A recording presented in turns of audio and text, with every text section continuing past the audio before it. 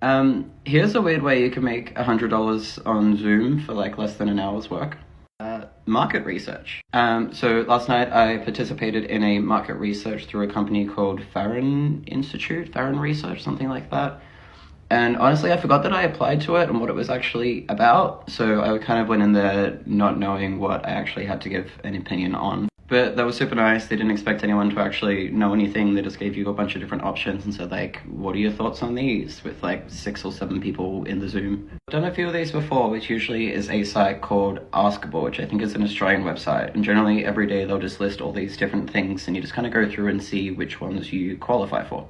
Which, it may not sound like a whole lot of money, but if you think about it for like 1 hour, like my old boss this week asked me to come and do a barista shift on the weekend, which would have been 4 hours work for like $100. And this way I got to do it wearing my pajamas at home last night, drinking a cup of tea.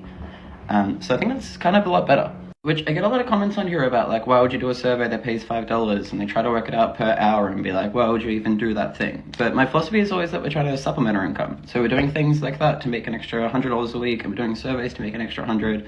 And by the end, it's just kind of adding on to how much we have at the end of the week. So yeah, if you have some spare time and you don't get too nervous sitting in a Zoom room with 7 strangers and then occasionally having to say something and put some input in, market research is kind of cool and a good way to have some like extra cash to buy yourself something nice. That's all.